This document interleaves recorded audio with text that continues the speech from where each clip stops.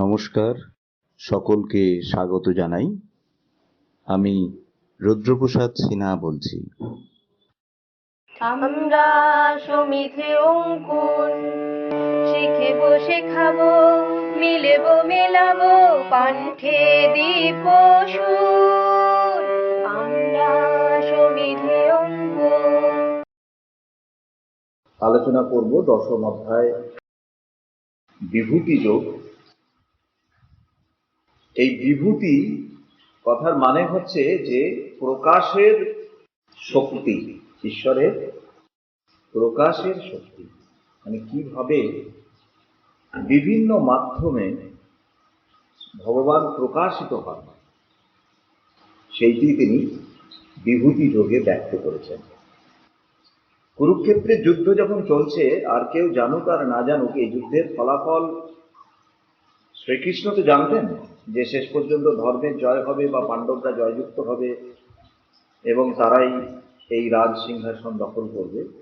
বা শুধু সিংহাসন কেন, পরবর্তীকালে সমগ্র মানব জাতির কাছে তারা তাদের জীবন দিয়ে, তাদের কর্মদর্শন দিয়ে যে মানুষের জীবন অর্থাৎ ইহলৌকিক এবং পরলৌকিক সাম্রাজ্যের অধিকারী কি করে হতে হয়, সেটা পাণ্ডবদের জীবন দিয়ে মানুষ এটা জানবে, মানব জাতি জানবে। এখন এখানে একটা প্রশ্ন থেকে যায়, সেটা হচ্ছে যিনি রাজা হবেন তাকে কিন্তু বহু বিরুদ্ধ শক্তিকে, আপাত বিরুদ্ধ শক্তিকে বা বিভিন্ন ধরনের বস্তুকে ঐক্যবদ্ধ করে রাখতে হয়, তাই না? সবাই কিন্তু একই ধরনের মানসিকতা থাকে না। ধরো একজন স্কুলের হেডমাস্টারকে, তাকেও যদি আমরা একটা স্কুলের রাজা হিসেবে দেখি, তাহলে সেখানেই এই ছোট্ট একটা স্কুলের মধ্যেই বহু ধরনের মাস্টারমশাই থাকেন, বহু ধরনের ছাত্র থাকেন, এবং অনেক সময় দেখা যায় তাদের যেসব মানসিকতা, তাদের যেসব জীবন দর্শন, সেগুলো কিন্তু কন্ট্রাডিক্টরি, একজনের সঙ্গে আরেকজনের মিলছে না, এবং প্রায়শই নানা রকম দ্বন্দ্ব তৈরি হয়। সেই দ্বন্দ্বগুলোর ঊর্ধ্বে উঠে একজন হেডমাস্টার সামগ্রিকভাবে সেই স্কুলটাকে ঐক্যবদ্ধ করতে পারেন বা অ্যাজ এ টিম হিসেবে তার প্রতিষ্ঠানকে প্রতিষ্ঠিত করতে পারেন, যদি ওই আপাত দ্বন্দ্বের গভীরে তিনি কোনো একটা ঐক্যের সন্ধান পান। দ্বন্দ্বগুলো হয়তো বহিরঙ্গে হচ্ছে, অন্তরঙ্গে সকলের মধ্যে যদি কোনো একটা ঐক্য তিনি স্থাপন করতে পারেন এবং সেটার প্রতি যদি তিনি মাস্টারমশাইদের বা ছাত্রদেরকে আকর্ষণ করতে পারেন, তখনই কিন্তু সেই প্রতিষ্ঠানটা সেই দ্বন্দ্বের ঊর্ধ্বে উঠে একটা আদর্শের জন্য উৎসর্গীকৃত প্রাণ হতে পারে। ঠিক সেই রকম একটা বিদ্যালয়ের ক্ষেত্রে যেমন এটা সত্য, একটা সাম্রাজ্যের ক্ষেত্রে সত্য, একটা পৃথিবীর জন্য সত্য, আবার ইহলৌকিক এবং পারলৌকিক সম্পূর্ণ জীবনের জন্য এটা সত্য। সেই জন্যই এই ঐক্য স্থাপনের যে চেষ্টা, এই ঐক্য স্থাপনের চেষ্টাটা বহুভাবে বহু মানুষ করেছে। কেউ রাজনৈতিক ঐক্যের স্থাপন করার চেষ্টা করেছে, কেউ সামাজিক ঐক্য স্থাপন করার চেষ্টা করেছে, হ্যাঁ, আরো নানাভাবে চেষ্টা করেছে। কিন্তু শ্রীকৃষ্ণ এখানে যে প্রচেষ্টা নিয়েছেন সেটি সর্বোত্তম প্রচেষ্টা। তিনি বিভূতি যোগের মধ্যে দিয়ে দেখালেন এবং প্রমাণ করলেন যে সমস্ত জীব এবং সমস্ত জড়ের যে অন্তর্নিহিত চৈতন্য, সেটি আসলে স্বয়ং ভগবান, তিনিই প্রকাশিত হচ্ছেন নানাভাবে। এবং এই যে কনসাসনেস, এই কনসাসনেস কিন্তু আমরা মনে করি যে শুধু জীবের মধ্যেই আছে, আমার মধ্যে কনসাসনেস আছে, সচেতনতা আছে, কিন্তু জড়ের মধ্যে নেই, এই বোতলটার মধ্যে নেই, তা কিন্তু নয়। জগদীশচন্দ্র বসু তিনি গাছের মধ্যে প্রাণ আছে এটা দেখানোর পর তার যে গবেষণা, সেটা কিন্তু পরিচালিত হচ্ছিল ধাতুর মধ্যে যে প্রাণ আছে, ধাতুও যে মানে এই প্রকৃতির বিভিন্ন ডাকে যে সাড়া দেয়, তার মধ্যেও যে একটা তার কনসাসনেসও যে সেটাকে সাড়া দেয়, এটার উপরে তিনি কাজ করছিলেন এবং সফলতাও পাচ্ছিলেন। সিস্টার নিবেদিতাকে তিনি এটা বলেও ছিলেন যে আমার গবেষণা যেদিকে যাচ্ছে, শেষ পর্যন্ত আমি এটা প্রমাণ করতে পারবো, যেটি আমাদের বেদ এবং উপনিষদের মূল বক্তব্য, যে এই সমস্ত কিছুই শ্রীরামকৃষ্ণ যেরকম বলছেন যে সবকিছু চৈতন্য সাগরে ভাসছে, অর্থাৎ সবার ভেতরে কিন্তু সেই কনসাসনেস রয়েছে, এবং সেটিকে আমি বিজ্ঞান ভিত্তিক প্রমাণ করে যাব। কিছু কিছু প্রমাণ তিনি দিয়েও ছিলেন, কিন্তু সেগুলো হয়তো তখনও অ্যাকসেপ্টেড, মানে ওয়ার্ল্ড ওয়াইড অ্যাকসেপ্টেড হয়নি, বা হয়তো সেই গবেষণা আরো অনেকটা এগিয়ে নিয়ে গেলে তবে হয়তো সারা পৃথিবী সেটাকে গ্রহণ করতো, কিন্তু তিনি সেই অবধি হয়তো পৌঁছতে পারেননি, তার আগে তার জীবন মানে শরীর চলে যায়।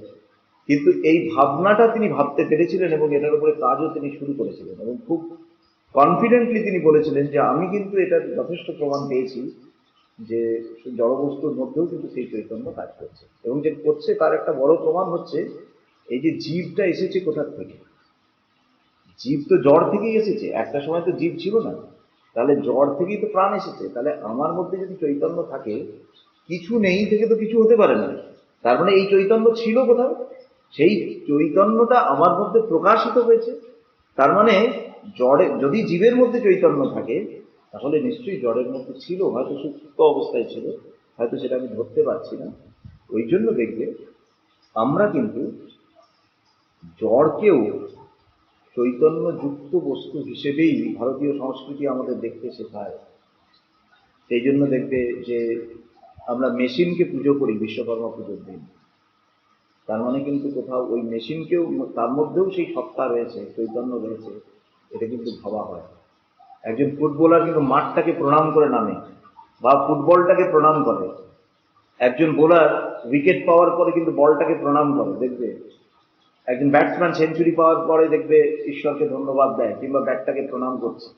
তার মানে কনসিয়াসলি আর আনকনসিয়াসলি আমরা কিন্তু এটা ফিল করি যে জড়বস্তুগুলির মধ্যেও কিন্তু সেই চৈতন্য রয়েছে। হ্যাঁ, বইতে পা লাগলে আমরা যে প্রণাম করি, এটা কিন্তু একটা মেকানিক্যাল অভ্যাস নয়।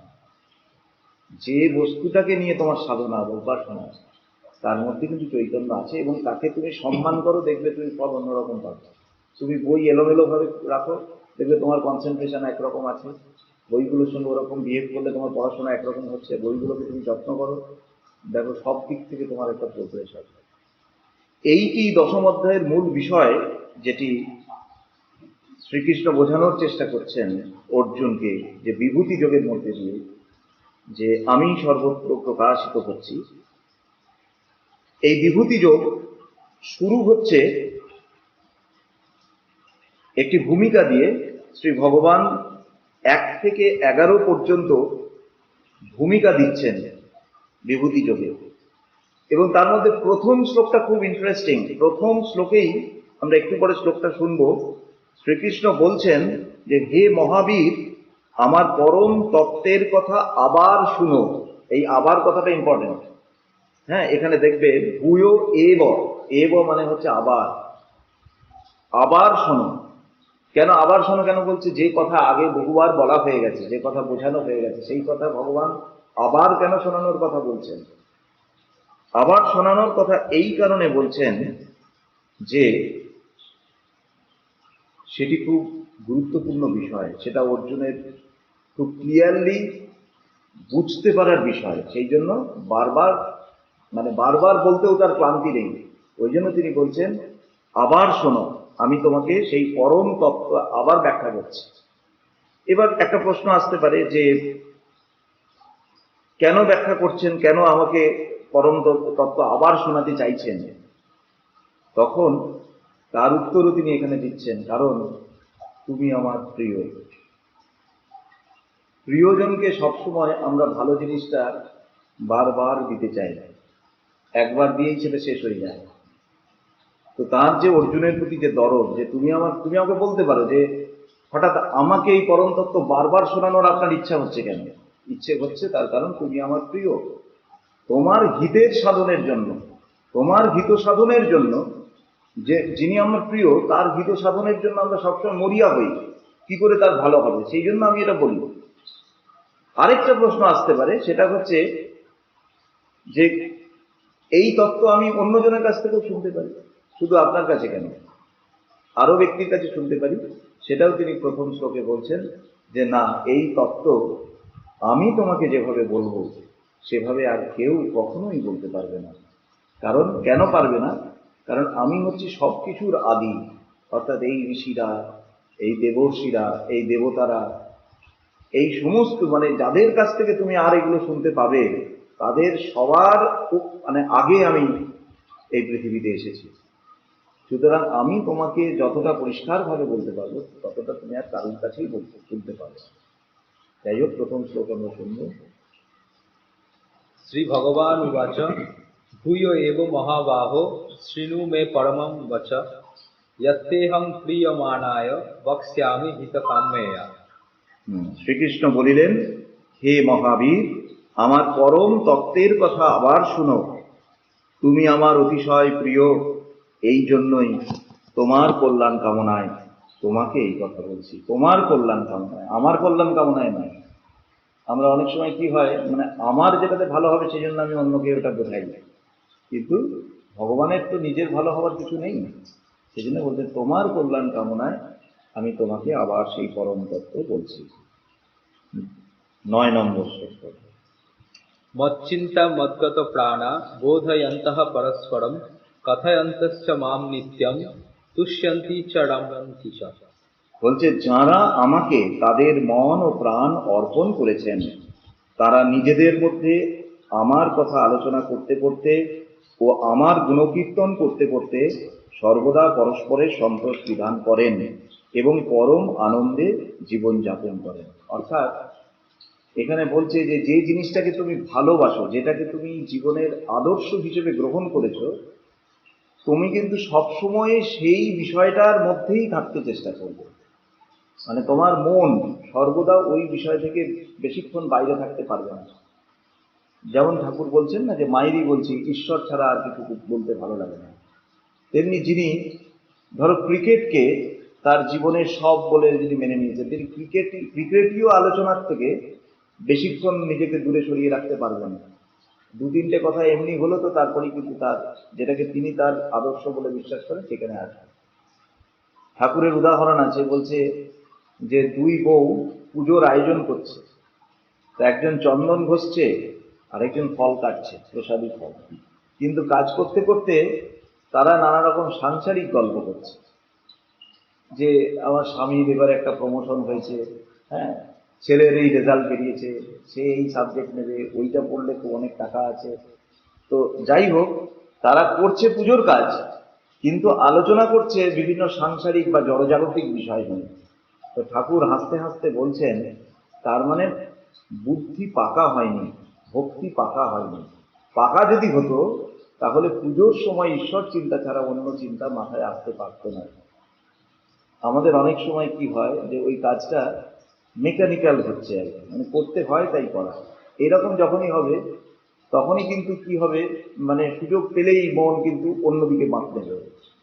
কিন্তু যারা সত্যিকারের, এই জন্যই বলছেন, যারা আমাকে তাদের মন এবং প্রাণ অর্পণ করেছেন, সত্যিকারের যারা ভক্ত, তারা কিন্তু নিজেদের মধ্যে সবসময় আমার কথাই আলোচনা করে। মানে দুজনের মধ্যে যখন দেখা হবে সবসময় ঈশ্বর কথা হবে, সৎ কথা হবে, ইতিবাচক পজিটিভ কথা হবে, এবং এইভাবে তারা একে অপরকে আনন্দ দেয়। 10 নম্বর বলুন। তেষাং সততযুক্তানাং ভজতাম প্রীতিপূর্বকম দদামি বৃদ্ধি যোগং তম येन মামুপায়ান্তি তে। তার মানে বলছেন, আমাকে মনোপ্রাণ অর্পণ করে যারা আমাকে শ্রদ্ধার সহিত ভজনা করেন, সেই ভক্তগণকে আমি জ্ঞান দিই, যার ফলে তারা আমাকে লাভ করেন। এখানে এই যে দদামি বুদ্ধি যোগম, অর্থাৎ আমি বুদ্ধি যোগ প্রদান করি, আমি তাদেরকে যে বুদ্ধি দিয়ে দিই, যে বুদ্ধিটার মধ্যে দিয়ে তারা আমাকে রিয়েলাইজ করে। হ্যাঁ, এটা যে কি প্র্যাকটিক্যাল তুমি চিন্তা করতে পারবে না। তুমি একটা জিনিসকে নিয়ে যদি খুব ডিপলি ভাবো, ধরো একজন সায়েন্টিস্ট আবিষ্কার কি করে করেন, যখন কোনো একটা প্রবলেমে পড়েন তিনি, তখন কন্টিনিউয়াসলি ওই জিনিসটাকে নিয়ে ভাবতে থাকেন, কেন হচ্ছে না, এটাকে কিভাবে করা যায়। যেমন নিউটন যখন ওই আপেলকে নিচে পড়তে দেখলেন, তিনি ভাবতে শুরু করলেন যে কেন আপেলটা নিচে পড়লো। ভাবতে হঠাৎ করে ফ্ল্যাশ করে, তাই না? হঠাৎ করে তার রিয়েলাইজেশন হয়। কি করে? এইটাই কিন্তু বলছেন শ্রীকৃষ্ণ, বলছেন যে যখন মন প্রাণ অর্পণ করে, এটা শুধু ঈশ্বরের ক্ষেত্রে নয়, মানে গীতা শুধুমাত্র স্পিরিচুয়াল লাইফের জন্য ইম্পর্টেন্ট নয়, আমাদের প্র্যাকটিক্যাল লাইফের জন্য ইম্পর্টেন্ট, যে কোনো বিষয়ের জন্য ইম্পর্টেন্ট। বলছে যে জিনিসটার প্রতি তুমি ফোকাস, তুমি মনে করো গানের জন্য খুব ফোকাস, সবসময় মনে করো গান নিয়ে পড়ে আছো, গান শুনছো, গান করছো, গানের মধ্যে ইনোভেশন আনছো, এটা করতে করতে করতে করতে দেখবে তোমার বুদ্ধি খুলে যাবে, হঠাৎ করে যেন বুদ্ধির দ্বার উন্মুক্ত হয়ে যাবে এবং এমন এমন কিছু আইডিয়া আসবে তোমার মাথায়, এমন এমন চিন্তা আসবে যেটা অন্য সাধারণ যারা মেকানিক্যালি গান করছে তাদের মাথাতে যেটা আসবে না। কারণ তারা সঙ্গীতে তাদের মন প্রাণ অর্পণ করেন, তারা জিনিসটাকে মেকানিক্যালি গায় বা অন্য কোনো উদ্দেশ্যে গায়। কিন্তু যিনি সঙ্গীতে মন প্রাণ অর্পণ করেছেন তার কাছে তখন সঙ্গীতটা ঈশ্বরের মতো যায় এবং ওই রকম ভাবে তীব্র ফোকাসড অবস্থায় চিন্তা করতে করতে হঠাৎ করে যেন বুদ্ধির জটগুলো সব খুলে যায়।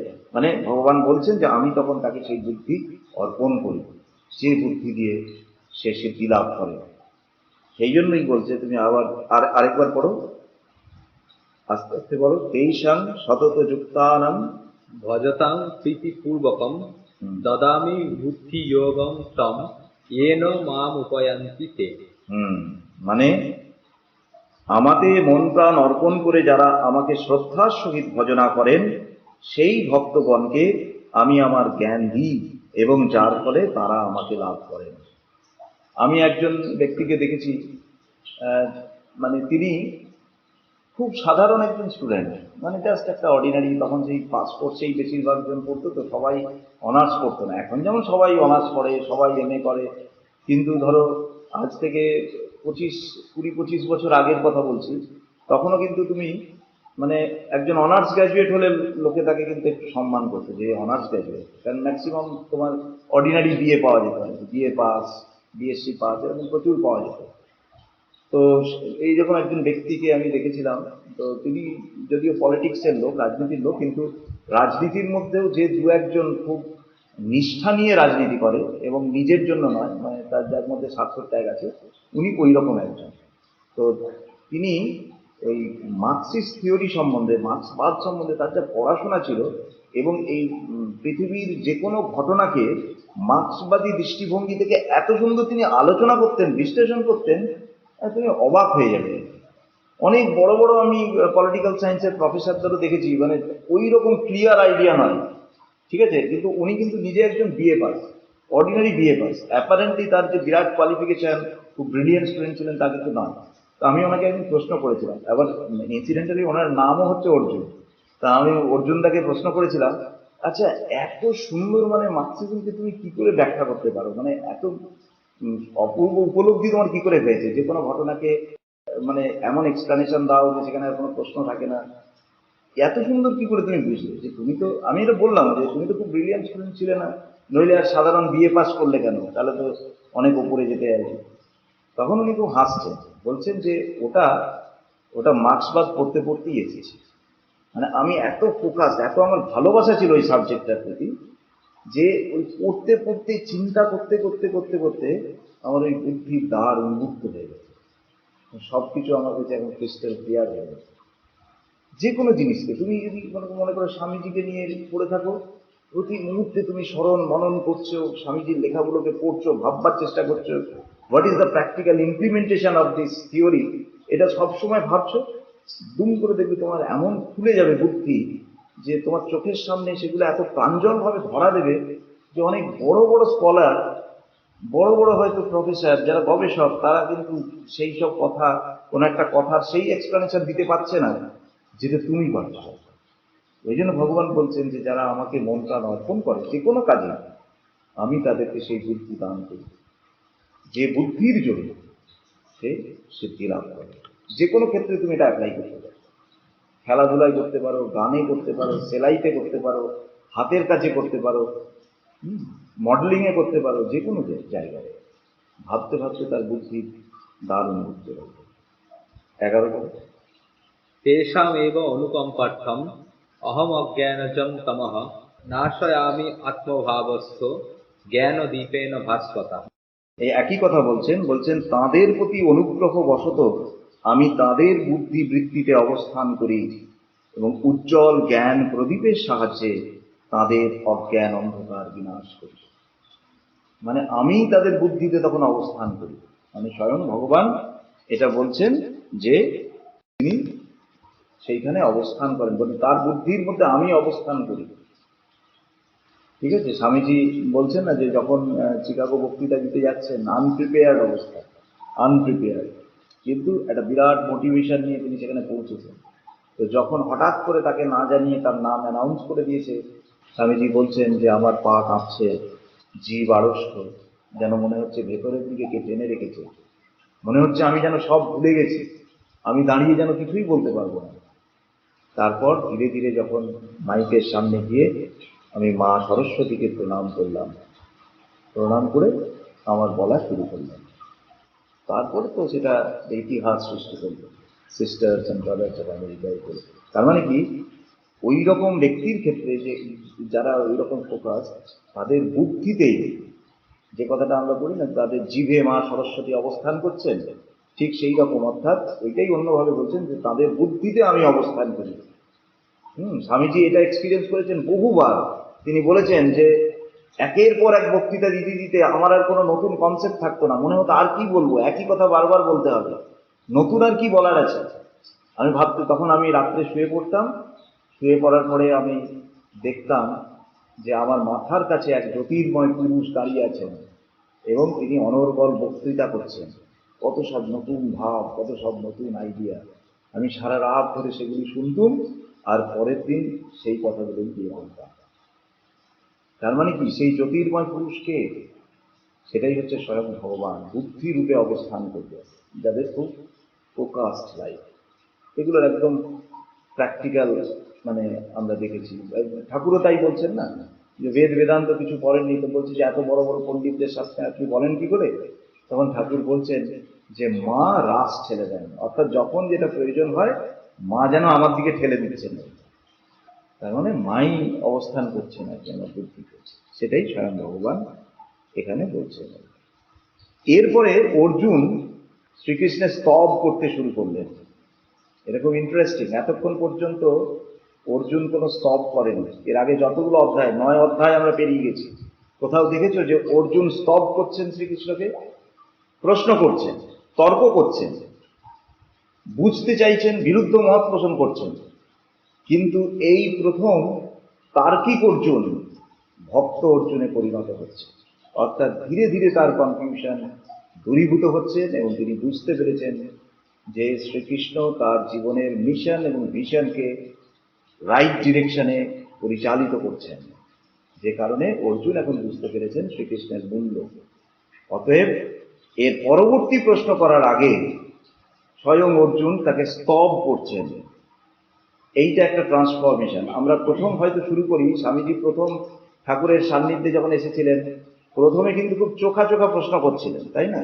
প্রথমে কিন্তু ঠাকুরের কথাগুলো উড়িয়ে দিচ্ছিলেন, মানে ওগুলো পাগলের প্রলাপ, ওগুলো সত্য নয়, ও আপনার মনের খেয়াল, ঈশ্বর দর্শন দর্শন কিছু নয়, কালি টালি বলে কিছু নেই। কিন্তু সেই স্বামীজি পরবর্তীকালে মানে একদম সম্পূর্ণ ঠাকুরের পায়ে নিজেকে সমর্পণ করলেন। তো এইখানে অর্জুন, আমরা দেখতে পাচ্ছি যে তার্কিক অর্জুন ক্রমশ পরিবর্তিত হয়ে ভক্ত অর্জুনে পরিণত হয়েছে, এবং সেই কারণে তিনি আবার প্রশ্ন করছেন। আমরা 18 নম্বর শ্লোকে এটা শুনবো। তিনি প্রশ্ন করছেন, হে জনার্দন, মানে পুরো স্তবটা করার পর, স্তব করছেন কোথার থেকে? 12 থেকে 18 পর্যন্ত, 12 থেকে 17 পর্যন্ত স্তব করে 18তে তিনি প্রশ্ন করছেন যে হে জনার্দন, তুমি পুনরায় নিজের যোগ ও বিভূতির কথা বর্ণনা করো, কারণ তোমার অমৃত সমান কথাগুলি শুনে আমার আকাঙ্ক্ষার পরিতৃপ্তি হচ্ছে না। অর্থাৎ এই কথা, যে কথাগুলো এখন তিনি শুনতে চাইছেন অর্জুন, সেগুলো কিন্তু এর আগে কৃষ্ণ বলেছে, বারবার বলেছে। তাহলে আবার অর্জুন প্রার্থনা করছে শোনবার জন্য। কেন না, বলছে এর আগে যখন বলেছো তখন তো সে অর্জুন ভক্ত অর্জুন ছিল না, সে তার্কিক অর্জুন ছিল। সে তো আর শোনার মন নিয়ে তোমার কথা শোনেনি, সে তোমাকে যুক্তিতে হারাবে বলে তোমার কথা শুনছিল। কিন্তু এখন আমি বুঝতে পেরেছি যে তোমার কথা আমার জীবনকে যেন একটা নতুন আলোর দিকে নিয়ে যাচ্ছে। সবিস্তারে তুমি বলো, এইবার আমার শোনার কান এসেছে, শোনার মন এসেছে, এইবার আমি সত্যিকারের শুনতে চাই।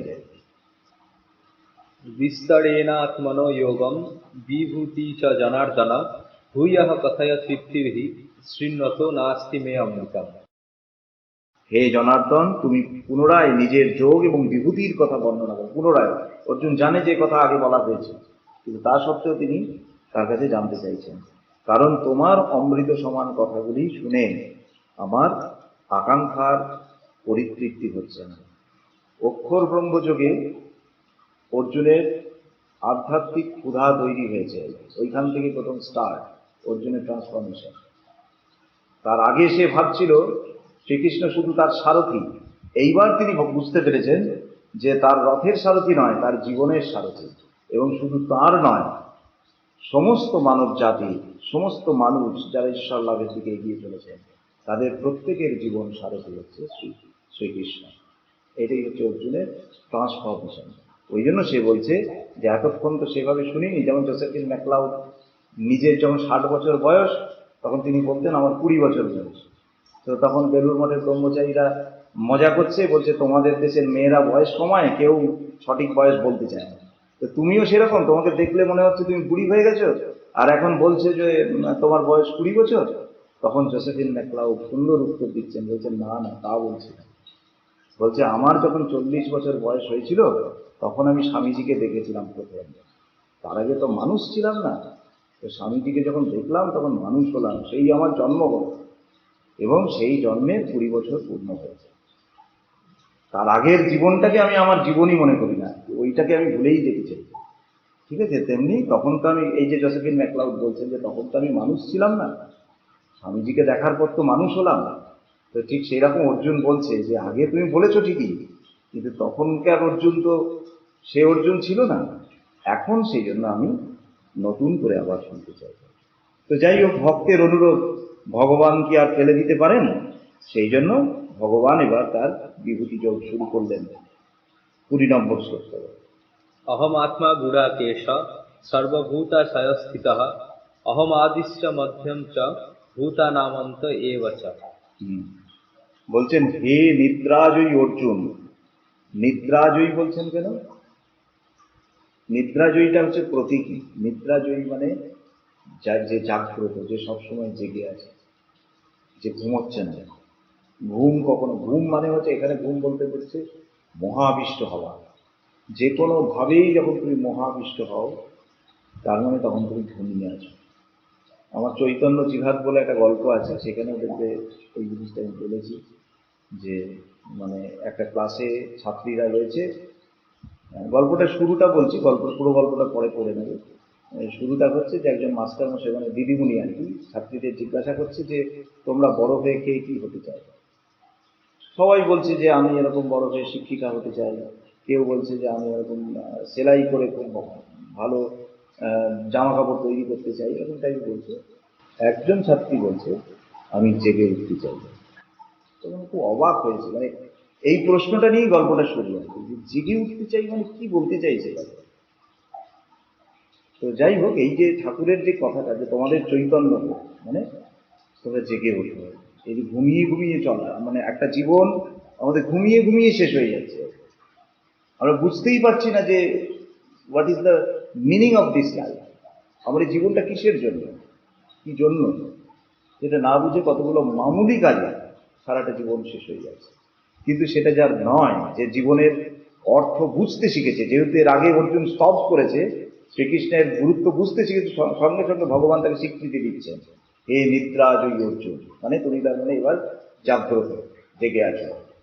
এবং তারপর তিনি কি বলছেন, যে আমি সকল প্রাণীর হৃদয়ে অবস্থিত আত্মা, মানে সকল প্রাণীর যে প্রকৃত স্বরূপ সেইটি হচ্ছে আমি আত্মা। আমি সকল প্রাণীর উৎপত্তির কারণ, অর্থাৎ আমার থেকেই সবকিছুর উৎপত্তি। আর কি স্থিতির কারণ, মানে সেই জীব যে অবস্থান করছে সেটা কারণ আমি তার ভেতরে রয়েছে, সে নইলে সে অবস্থান করতো না। আবার সকল বস্তুর লয় আমাতেই হয়ে থাকে। যখন সেই জীব লয় প্রাপ্ত হবে তখন সে আমাতেই ফিরে আসবে। না, আমি হচ্ছি সৃষ্টি, স্থিতি এবং লয়ের কারণ স্বরূপ। তুমি যদি এটা সায়েন্সের দৃষ্টিভঙ্গিতে দেখো, তাহলেও দেখবে যে এই ইউনিভার্স, যেটা বিগ ব্যাং থিওরিতে বলা হচ্ছে, যে একটা পয়েন্ট হঠাৎ করে যেন বিস্ফারিত হলো, এবং তারপর থেকে ইউনিভার্স বেড়েই চলেছে। তার মানে কি, একটা বিন্দুর থেকেই পুরো ইউনিভার্স তৈরি হয়েছে। তার মানে অ্যাপারেন্টলি আমি যা দেখছি সবকিছুই কিন্তু তার যে সৃষ্টির আদি উৎস, সেটাকে নিশ্চয়ই সেটা তো একটা বিন্দুর থেকেই এসছে। তার মানে এই যে বোতল, এই যে মাটি, এই যে মোবাইল, এই যে মানুষ, গরু, এই যে বিভেদ আমরা দেখছি, এইগুলো মাটি, পাথর, বালি, জল, এগুলো সব তো তাহলে ওই একটা বিন্দুর থেকেই, তার মানে তার মূল যে উপাদানটা, মূল যে শক্তি, সেটা তো একটা উপাদান থেকেই তো সবগুলো হয়েছে। এটা তো পরিষ্কার বোঝা যাচ্ছে বিগ ব্যাং থিওরি থেকে। তার মানে এটাও কিন্তু সত্যি যে উৎপত্তিতে আমি, মানে সেই মূল সত্তা, স্থিতিতেও আমি, সেটা যখন ছিল এখনো নিশ্চয়ই তার ভেতরের তার প্রকৃত সত্তাটা ওইটাই, এবং যখন এটা লয়প্রাপ্ত হবে ইউনিভার্স, তখনও কিন্তু সেই জায়গাতে আবার ফিরে আসবে। ওটাকে বলছে, এটাকে বলছে বিগ ব্যাং, যেটাকে বিশ্ব প্রসারিত হচ্ছে, আর ওটাকে বলবে বিগ কন্ট্রাকশন, আবার সেই বিন্দুতে গুটিয়ে আসবে, মানে আমাদেরই লয় হচ্ছে। এবার সায়েন্সও কিন্তু এটা স্বীকার করছে, কিন্তু দুটোর মধ্যে পার্থক্য আছে। সায়েন্স কিন্তু ওই সত্তাকে জড় সত্তা রূপে কল্পনা করে এখনো পর্যন্ত, কিন্তু আমাদের ঋষিরা বা শ্রী ভগবান বলছেন যে ওটি হচ্ছে চৈতন্য সত্তা, মানে তার একটা চৈতন্য কাজ করছে, কনসিয়াসনেস কাজ করছে, এটা জড় সত্তা নয়। হয়তো ভবিষ্যতে সায়েন্স এটাও আবিষ্কার করবে যে তার চৈতন্য ছিল। যদি বস্তুর মধ্যে, জড় বস্তুর মধ্যে চৈতন্য যদি আবিষ্কৃত হয়ে যায়, যেটা জগদীশচন্দ্র বসু বলছেন, তাহলেই তখন এটাকে স্বীকার করতেই হবে যে ওটা তেমন একটা চৈতন্য সত্তা। যাই হোক, সেইটা তিনি ভগবান অর্জুনকে বলছেন 22 নম্বর শ্লোকে। वेदानां सामवेद अस्मि देवानाम अस्मि वासवः इंद्रियाणाम मनश्चास्मि भूतानाम अस्मि चेतना। বলছেন এইবার তিনি অনেক উপমা দিতে শুরু করছেন, কারণ এর আগে একটা শ্লোক আছে সেটা আমরা পড়িনি, সেখানে শ্রীকৃষ্ণ এটা বলে দিয়েছেন যে দেখো আমার বিভূতি তো বলে শেষ করা যায় না, তার কোনো সীমা পরিসীমা নেই, তাকে তুমি কয়েকটা মাত্র জিনিসের মধ্যে বাঁধতে পারবে না, সেটা অসীম আমার বিভূতি, মানে আমার প্রকাশ। কিন্তু আমি তোমার বোঝার সুবিধের জন্য আমি কয়েকটি মাত্র উল্লেখ করছি বলে এবার কয়েকটা শ্লোকের মধ্যে তিনি নিজের বিভূতিকে প্রকাশ করছেন। তার মধ্যে একটা বলছেন বেদানাং সামবেদ হস্মি, সামবেদ মানে এই যে 4টে বেদ, বেদগুলোর মধ্যে বলছে আমি সামবেদ। এখানে একটা প্রশ্ন আছে যে আমাদের সবচেয়ে প্রাচীন বেদ কোনটা? ঋগ। তাহলে ঋগ বেদ না বলে ভগবান নিজেকে সামবেদ বলছেন কেন? ভগবান অ্যাকচুয়ালি যেটা বলতে চাইছেন যে সব জিনিসগুলোর মধ্যে যেখানে শ্রেষ্ঠত্বের প্রকাশ ঘটেছে, পূর্ণতার প্রকাশ ঘটেছে, আমি কিন্তু মানে সেখানেই আমার প্রকাশ, বা সেখানে তুমি আমার বিভূতিকে, তার মানে অন্যগুলোর মধ্যে তার প্রকাশ নেই তা নয়, কিন্তু আমার বিভূতিকে তুমি সেইখানে বেশি উপলব্ধি করতে পারবে, চট করে তুমি আমাকে ওখানে ধরতে পারবে। তো সামবেদকে তিনি বলছেন বেদগুলোর মধ্যে আমি হচ্ছি সাম। কেন বলছেন? কারণ সামবেদে নাকি সব থেকে বেশি স্তব আছে, সব থেকে বেশি প্রার্থনা আছে, সব থেকে বেশি ভক্তির কথা আছে। এবং ভগবানের আগে বলেছেন যে ভক্তি হচ্ছে জ্ঞানের রাজা। যদি শ্রদ্ধা না থাকে, ভালোবাসা না থাকে, তাহলে কোনো বিদ্যা তুমি আয়ত্ত করতে পারবে না। তুমি যদি গানকে শ্রদ্ধা না করো, গানকে যদি ভালো না বাসো, তাহলে কোনোদিন তুমি বড় গায়ক হতে পারবে না, তাই তো? ওই জন্য বলছেন ভক্তি হচ্ছে বিদ্যার রাজা বা জ্ঞানের রাজা। যেহেতু সামবেদের মধ্যে ওই স্তব, প্রার্থনা বা ভক্তির কথা সব থেকে বেশি আছে, সেই জন্য তিনি বলছেন যে বেদগুলির মধ্যে আমি সাম। তারপরে কি বলছেন?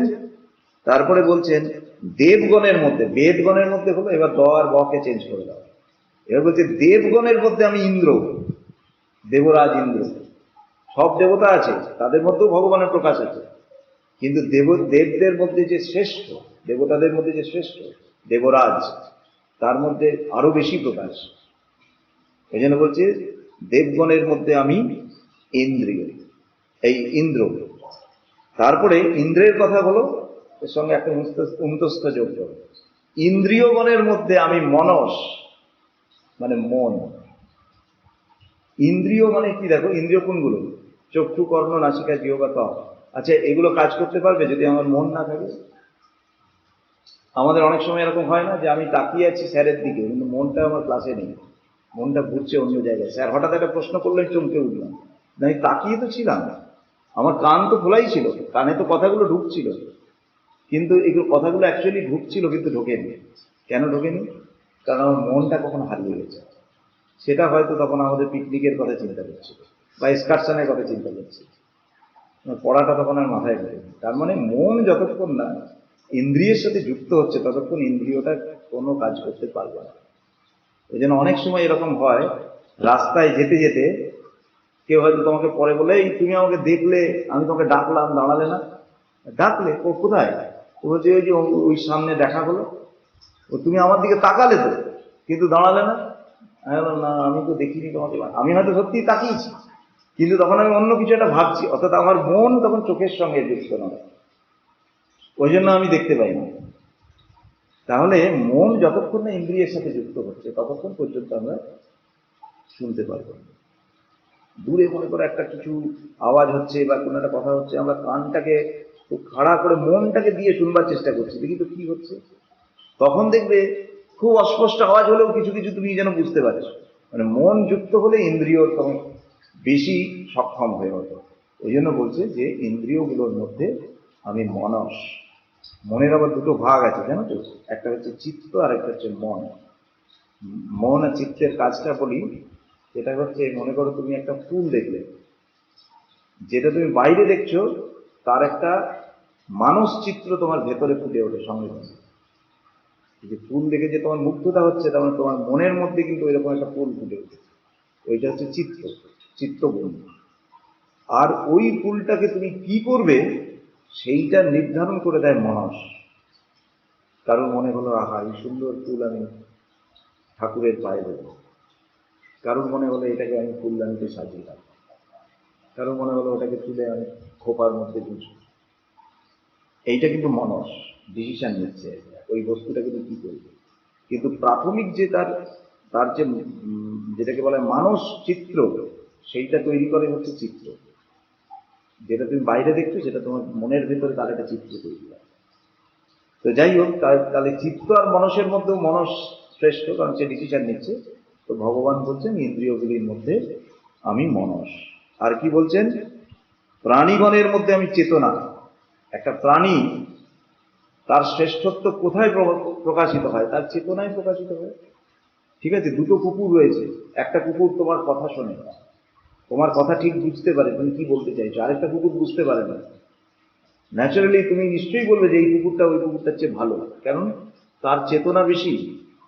চেতনা যার বেশি সে উন্নততর প্রাণী। আর এই চেতনাই ভগবান বলছেন যে আমি হচ্ছে, মানে চেতনাটাই তার মানে একটা প্রাণীর শ্রেষ্ঠ সম্পদ, আর সেটাই হচ্ছে আমি। তিনি বলছেন 26 নম্বর শ্লোক করে, অশ্বত্থः সর্ববৃক্ষাণাং দেবর্ষীণাং চ নারদः গন্ধর্বাণাং চিত্ররথः সিদ্ধানাং কপিলো মুনি। হ্যাঁ, বলছে বৃক্ষের মধ্যে আমি অশ্বত্থ। বৃক্ষের মধ্যে আমি অশ্বত্থ। অশ্বত্থকে খুব পবিত্র বৃক্ষরূপে আমরা দেখে থাকি আর কি। ঠিক আছে, কারণ এই অশ্বত্থের মধ্যে মানে অনেক গুণাগুণ রয়েছে আর কি। এই অশ্বত্থ বৃক্ষের তলায় বুদ্ধ সিদ্ধি লাভ করেছিল। যে বোধি বৃক্ষ, যে সেটা কিন্তু একটা অশ্বত্থ বৃক্ষ ছিল। তো যাই হোক, ওই জন্য বলছেন বৃক্ষের মধ্যে আমি হচ্ছি অশ্বত্থ। দেবর্ষিদের মধ্যে আমি নারদ। এই যে ঋষি, দেবর্ষি মানে দেবতা যুক্ত ঋষি। মানে ঋষিরা তিন রকম হয়। একটা হচ্ছে রাজর্ষি, এটা হচ্ছে ব্রহ্মর্ষি, আর একটা হচ্ছে দেবর্ষি। রাজর্ষি মানে হচ্ছে যার মধ্যে ক্ষত্রিয় গুণ রয়েছে এবং তার সেই ঋষি সুলভ মন রয়েছে, মানে ঋষির উপলব্ধি রয়েছে, কিন্তু সেই ঋষি সুলভ উপলব্ধিকে তিনি মানে ব্যবহার করছেন রাজ্য পরিচালনার জন্য, রাজকার্যে। তাহলে তিনি হচ্ছেন রাজর্ষি। মানে এই তিনজনের মধ্যে এটা কিন্তু হচ্ছে লোয়েস্ট ক্যাটাগরি। যেমন বিশ্বামিত্র একজন রাজর্ষি ছিলেন, জনক রাজর্ষি ছিলেন। এর উপরে রয়েছে ব্রহ্মর্ষি, অর্থাৎ ব্রাহ্মণের যে সত্যগুণ। রাজার কি থাকে? রজগুণ। রজর সঙ্গে সত্য মিশে থাকে। অল্প রজগুণ, তার সঙ্গে সত্য মিশে আছে, তবে রাজর্ষি। ব্রহ্মর্ষির মধ্যে কোনো রজগুণ থাকবে না, একদম বিন্দু মাত্র থাকবে না। ব্রহ্মর্ষি কিন্তু একদম টোটালি ইগোলেস হবে, ইগোলেস। ঠিক আছে, তবে ব্রহ্মর্ষি। ওই জন্য হচ্ছে পূর্ণ সত্য। এইরূপ ব্রাহ্মণ যখন ঋষিতে পরিণত হন তখন তিনি ব্রহ্মর্ষি, বশিষ্ঠ যাবে ব্রহ্মর্ষি।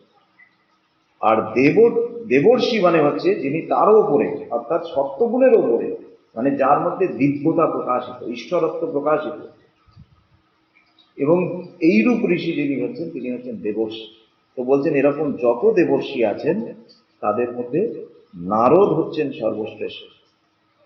গন্ধর্বদের মধ্যে চিত্ররথ, মানে গন্ধর্ব কারা? গন্ধর্ব মানে যারা দেবরাজ ইন্দ্রকে গান শোনায়, তাদেরকে বলা হয়, যেমন যে পুরুষরা দেবরাজ ইন্দ্রকে গান বাদ্য শোনাতো তাদেরকে বলা হতো গন্ধর্ব, আর স্ত্রীরা তাদেরকে অপ্সরা বলা হতো। তো যাই হোক, এই গন্ধর্বদের মধ্যে চিত্ররথ, তিনি নাকি সবচেয়ে ভালো গান করতে পারতেন। আর সিদ্ধগণের মধ্যে হচ্ছে কপিল মুনি, সেই কপিল মুনি গঙ্গাসাগরে যার আশ্রম রয়েছে, যে যত সিদ্ধ যোগী আছে তার মধ্যে তিনি শ্রেষ্ঠ। 27 পর্ব। উচ্চৈ শ্রবসম অশ্বানাম বিদ্ধি মাম অমৃতোদ্ভবম ঐরাবতম গজেন্দ্রাণাম নরানাম চ নরাধিপম। বলছেন যে যখন সমুদ্র মন্থন হয়েছিল, সমুদ্র মন্থন জানো তো, সমুদ্রের মধ্যে থেকে আর কি অমৃত নিয়ে আসার চেষ্টা করা হয়েছিল। এগুলো তো প্রতীক। সমুদ্রকে অনন্তের সঙ্গে কল্পনা করা হয়, আর ঈশ্বর তো অনন্তে বা অসীমে বাস করেন, তার মানে যেগুলো ঈশ্বরীয় বিষয় সেটাই হচ্ছে অমৃত। ওই জন্য সমুদ্রকে মন্থন করে, অনন্তকে মন্থন করে সেই অমৃত আনার চেষ্টা করা হয়েছিল। কিন্তু যখন তুমি দেখবে যে কোনো একটা প্রোডাকশন যখন হয়, তখন তার কিছু বাই প্রোডাক্ট তৈরি হয়, তাই না? অনেক সেগুলোর মধ্যে কিছু ভালো জিনিসও হতে পারে, কিছু খারাপ জিনিসও হতে পারে, বাই প্রোডাক্ট গুলো হয়। ক্ষতিকর ব্যাপারও আসতে পারে, আবার লাভজনক বিষয়ও আসতে পারে। ওই জন্য সমুদ্র মন্থন যখন হয়েছিল তখন কিন্তু ভয়ঙ্কর হলাহল, বিষ উঠেছিল। সেই বিষ শিব ধারণ করেছিলেন, ওই জন্য নীলকণ্ঠ হয়, বিষটাকে নিয়ে নিয়েছিলেন। তো সেইখানে কিন্তু একটা ঘোড়া উঠেছিল। এই ঘোড়াটা হচ্ছে, সেই ঘোড়াটা কে? উচ্চ ঈশ্ববা। ওই জন্য বলছে ঘোড়াদের মধ্যে আমি উচ্চ ঈশ্ববা, সর্বগুণান্বিত একটা ঘোড়া সমুদ্র মন্থনে উঠে এসেছিল। সেই সমুদ্র মন্থনে একটা হাতি উঠে এসেছিল, সাদা সর্বগুণান্বিত হস্তি, তার নাম হচ্ছে ঐরাবত।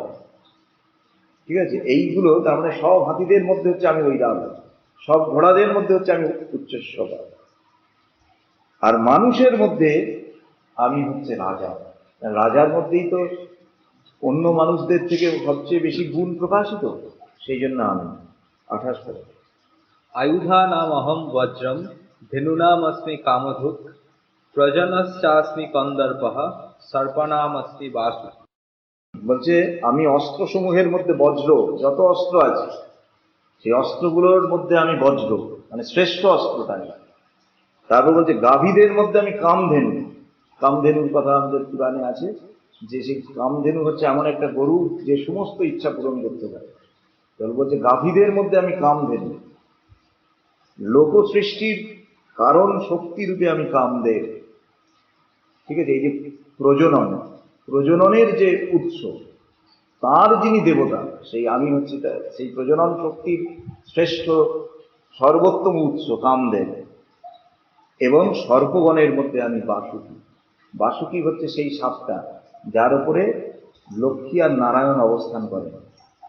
দেখেছো একটা সাপের এরকম ফণা তুলে দাঁড়িয়ে আছে, সেখানে নারায়ণ আর লক্ষ্মী রয়েছে, ওইটা হচ্ছে বাসুকি, যিনি স্বয়ং ভগবানকে ধারণ করে আছে।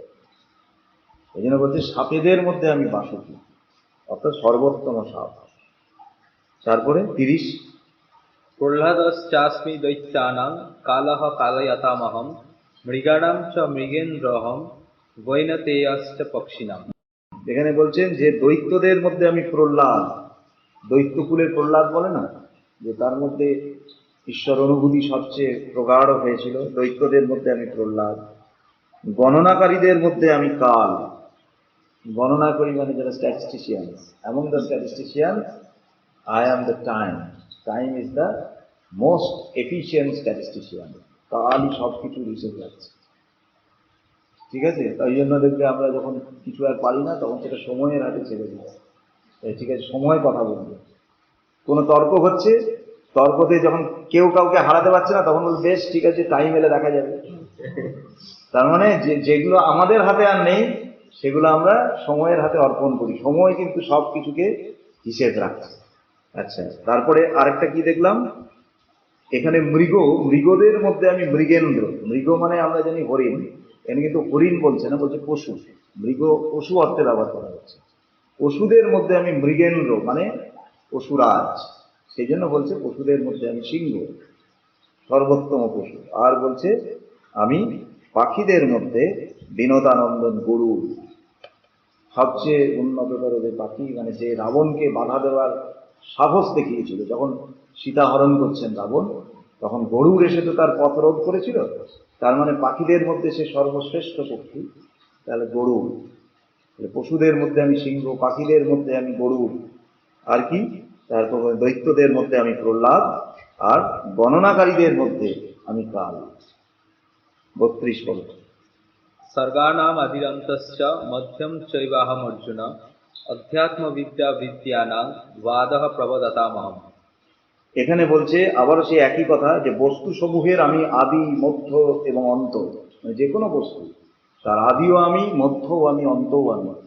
এবং তারপর বলছেন বিদ্যা সমূহের মধ্যে যত বিদ্যা আছে, physics, chemistry, math, biology, history, geography, সব বিদ্যার মধ্যে শ্রেষ্ঠ বিদ্যা কোনটা? ব্রহ্মবিদ্যা। সকল বিদ্যা, মানে দেখো শ্রেষ্ঠ জিনিসটার মধ্যে ভগবানের বিভূতির সর্বোত্তম প্রকাশ। এই জন্য বলছে সকল বিদ্যার মধ্যে আমি ব্রহ্মবিদ্যা।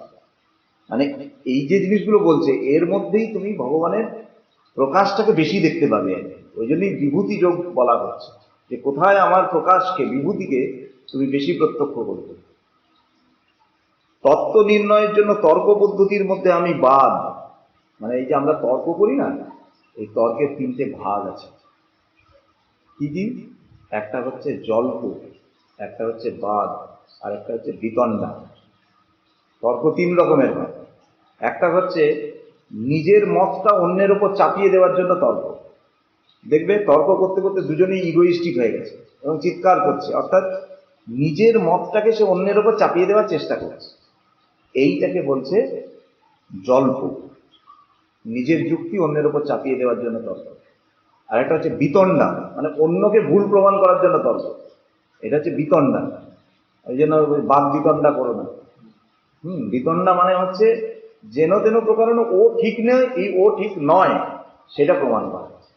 ওই জন্য এরকম ক্ষেত্রে কি হয়, তাকে যখন তুমি জিজ্ঞেস করে, ঠিক আছে আমি বুঝলাম, তাহলে তোর সলিউশনটা বল। আমার সলিউশন নেই, কিন্তু তুই যেটা বলছিস সেটা বল।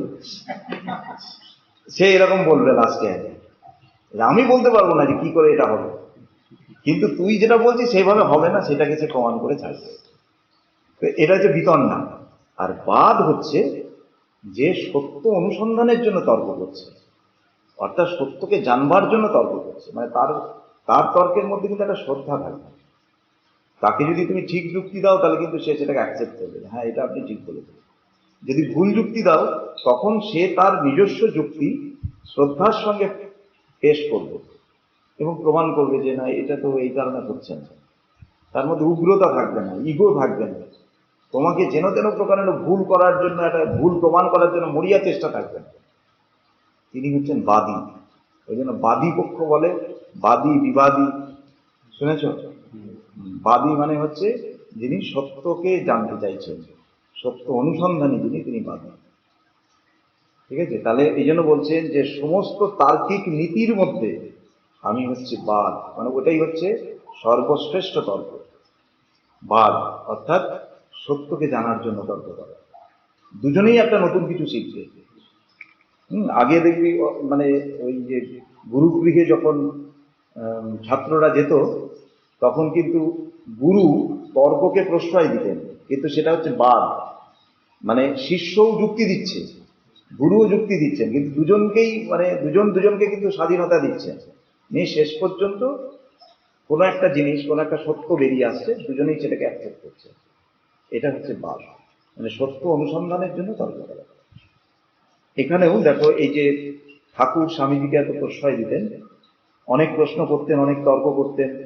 সিস্টার নিবেদিতাও স্বামীজিকে অনেক প্রশ্ন করতেন, তর্ক করতেন, কিন্তু স্বামীজি প্রশ্রয় দিতেন। তার কারণ এটা বুঝেছিলেন, ঠাকুরও বুঝেছিলেন, যে স্বামীজির এটা কিন্তু হচ্ছে বাদ, এটা বিতণ্ডা বা জল্প নয়।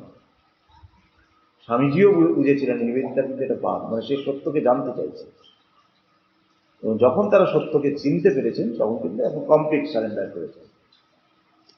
এইটা হচ্ছে বাদ। এই জন্য বলছে যে যেখানে বাদ হচ্ছে সেখানে ঈশ্বরের প্রকাশ, যেখানে জল্প বা বিতণ্ডা হচ্ছে সেখানে নয়।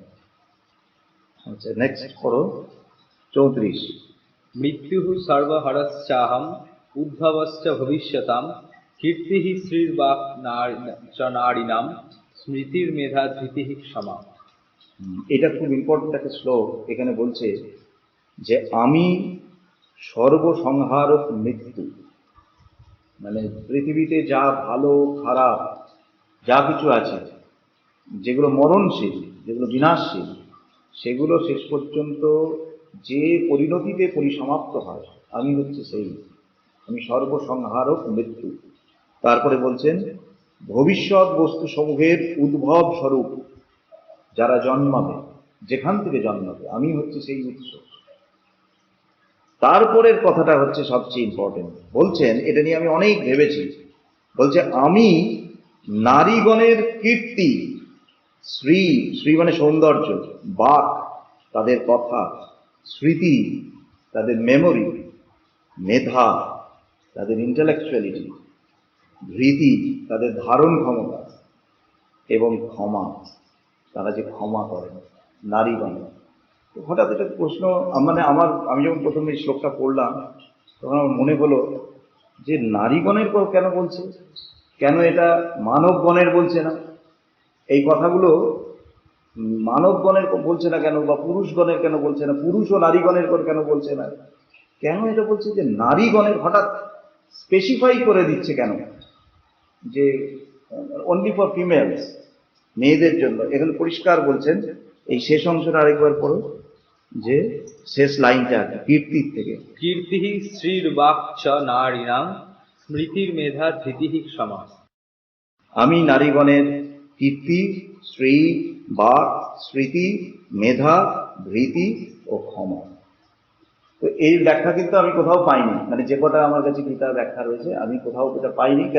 কেন নারীগণের কথা বলছে, কিন্তু আমার মাথায় একটা ব্যাখ্যা এসেছে, আমি সেটা তোমাদের সাথে শেয়ার করছি। কোনো প্রশ্ন থাকলে সেটা নিয়ে আলোচনাও হতে পারে। সেটা হচ্ছে যে দেখো, যে আমরা দুটো জিনিস জানি, ব্রহ্ম এবং শক্তি। ব্রহ্ম মানে হচ্ছে ইনফাইনাইট পোটেনশিয়াল, অর্থাৎ ঈশ্বরত্ব। যখন কোনো কাজ করছে না, জাস্ট এক্সিস্ট করছে, তখন তাকে বলা হয় ব্রহ্ম। যখনই সেটা কাজ করতে শুরু করলো, তখনই আমরা তাকে কি বলি? শক্তি। আর শক্তি মানেই হচ্ছে মাতৃত্ব, শক্তি মানেই হচ্ছে নারী। ওই জন্য দেখবে শক্তিকে সবসময় নারী রূপে কল্পনা করা হয়। যেমন যারা শক্তি উপাসনা করে তারা কালীর উপাসনা করে, অথবা দুর্গার উপাসনা করে, তাই না? এই যে স্বামীজি যে কালী মানতেন না, ওই জন্য ঠাকুর তাকে বলতেন যে তুই যে শক্তিকে মানিস না, ওই জন্য তোর এত কষ্ট। শক্তিকে মানিস না, অর্থাৎ যেখানেই শক্তি সেখানেই কিন্তু মাতৃত্ব বা নারীত্ব। তুমি দেখবে যে মানে আমরা এই জড় জগতে যখন বিচরণ করছি, তখন যা কিছু করছি সব কিন্তু শক্তি দিয়ে করছি। তুমি কিছু চিন্তা করছো, সেই চিন্তা শক্তি। তুমি কাজ করছো, কর্মশক্তি। তুমি কিছু দেখছো, সেটাও দৃষ্টি শক্তি। যে কোনো কিছু করছি, শক্তি। আর আমরা যখন কাজ করি তখন আমরা কি করি? কিছু সৃষ্টি করি। এই সৃষ্টি কে করেন? মা। জন্মদান করেন কে? মা। আর কি করি? যেটা সৃষ্টি করলাম সেটাকে লালন করি, তাই না? সেটাকে ধরে রাখার চেষ্টা করি। যে কোনো বিষয়, তুমি মনে করো আজকে অঙ্কতে 100 পেলে, তার মানে এই যে নাম্বারটা তুমি প্রডিউস করলে, এটাও তো একটা জন্মদান, বা কোনো একটা নতুন রিসার্চ করলে, তাহলে একটা নতুন কিছু জন্ম দিলে, তার মানে সেই মুহূর্তে তুমি মা। তুমি পুরুষ হও অথবা নারী হও, যখনই তুমি কিছু সৃষ্টি করছো তখন তুমি একজন মা। সেই সৃষ্টি কোনো গবেষণা হতে পারে, সেই সৃষ্টি কোনো স্কাল্পচার হতে পারে, সেই সৃষ্টি কোনো নতুন ভাব হতে পারে, কোনো একটা অর্গানাইজেশন হতে পারে, কোনো একটা নতুন কাজ হতে পারে, কোনো একটা দৃষ্টিভঙ্গি হতে পারে।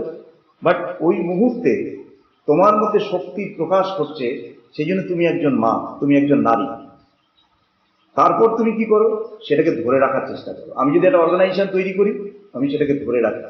ওই জন্য বলছে ধৃতি, এটা মাতৃত্বের একটা গুণ। ধৃতি, তাকে ধারণ করা, ধরে রাখা। মা যেরকম সন্তানকে জন্ম দিয়েই তার মাতৃত্ব শেষ হয়ে যায় না, তারপর তিল তিল করে সেই সন্তানকে সে মানুষ করে, তাকে পূর্ণতার দিকে নিয়ে যায়। তাহলে এই ধারণ করা, এটা এখানেও কিন্তু মাতৃত্বের প্রকাশ। আমরা যা কিছু সৃষ্টি করি তাকে ধারণ করার চেষ্টা করি। তারপরে আমরা কি করি? তুমি দেখো, কীর্তি মানে কাজ করছি। অর্থাৎ ওই সৃষ্টিটাকে নিয়ে কাজ করছি, তার মানে শক্তির প্রকাশ। শ্রী যা কিছু আমরা করি সুন্দরভাবে করবার চেষ্টা করি, তার মধ্যে একটা সৌন্দর্যের প্রকাশ থাকে। মা দেখবে সবসময় সৌন্দর্য সম্বন্ধে, এবং এই সৌন্দর্য কিন্তু শুধু এক্সটার্নাল বিউটি নয়, এক্সটার্নাল অ্যান্ড ইন্টারনাল, বাহ্যিক সৌন্দর্য এবং অন্তরের সৌন্দর্য। বাহ্যিক সৌন্দর্যটা 20% কাজ করে, অন্তরের সৌন্দর্যটা 80% কাজ করে। আমার কাছে একটা ছেলে এসেছিল, মানে তার খুব চিন্তা, আমি তার নাম বলছি না, তোমরা অনেকেই তাকে চেনো। সে প্রচন্ড ডিপ্রেশনে ভুগছে, এবং তার ডিপ্রেশনের কারণটা তুমি শুনলে হেসে উঠবে, কিন্তু ওটা সত্যিই তার একটা ডিপ্রেশনের কারণ। কি না, তার চুল পড়ে যাচ্ছে, এবং সে হিসেব করে দেখেছে যে আর 2 বছরের মধ্যে সে পুরো টাক হয়ে যাবে, এবং তার জন্য সে ট্রিমেন্ডাস ডিপ্রেশনে ভুগছে। মানে আত্মহত্যাও ইচ্ছে তার মাঝে মাঝে মাঝে মাঝে মাথায় আসছে, এতটাই ডিপ্রেশন। ঠিক আছে, মানে এক্সটার্নাল বিউটি সম্বন্ধে আমরা এত কনসাস। আমি তাকে একটাই কথা বললাম, তুমি যখন মানসিকভাবে খুব বিপর্যস্ত অবস্থায় থাকো, তখন তোমার কার কথা মাথায় আসে?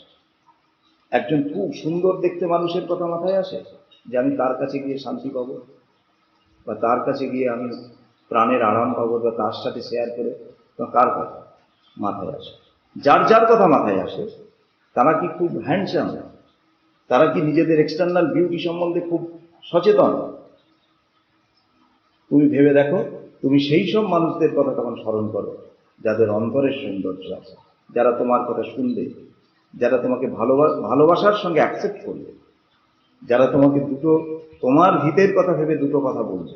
হতে পারে সে হয়তো মাথায় টাক, হতে পারে তার চামড়া হয়তো কুচকে গেছে, হতে পারে তার জামা কাপড় হয়তো মলিন, ভালো জামা কাপড় পরে না, কিন্তু তুমি ভেবে দেখো, তোমার কষ্টের মুহূর্তে, তোমার বিপদের মুহূর্তে সেই ব্যক্তিদের কথা। সে তোমার মা হতে পারে, তোমার কোনো আত্মীয় হতে পারে, তোমার কোনো ভাই বোন হতে পারে, তোমার কোনো শিক্ষক হতে পারে, কিন্তু তার কথা। তার মানে প্রশ্নটা হচ্ছে যে মানুষ ভালোবাসা আকৃষ্ট করতে পারে তার অন্তরের সৌন্দর্য দিয়ে, তার বাহ্যিক সৌন্দর্য দিয়ে নয়। মহাত্মা গান্ধীকে কিরকম দেখতেছিল, আব্রাহাম লিঙ্কনকে কিরকম দেখতেছিল, নেলসন ম্যান্ডেলাকে কিরকম দেখতেছিল, অথচ কত তো সুন্দর সুন্দর দেখতে ছেলে মেয়ে চারিদিকে রাস্তায় চলে যাচ্ছে। তাকে আমরা কজন ফিল করি? আমাদের দুঃখের মুহূর্তে, কষ্টের মুহূর্তে তাদের কাছে কজন ছুটে যাই? তুমি তোমার অন্তরের সৌন্দর্যটাকে তৈরি করো, যাতে মানুষ তোমার কাছে ছুটে আসে সান্ত্বনা পাওয়ার জন্য, ভালোবাসা পাওয়ার জন্য। যাই হোক, এখানে এইটাই বলা হচ্ছে যে সৌন্দর্য মানে শুধু কিন্তু বাহ্যিক সৌন্দর্য নয়, অন্তরের সৌন্দর্য। এটা হচ্ছে একটা মাতৃভাবের লক্ষণ।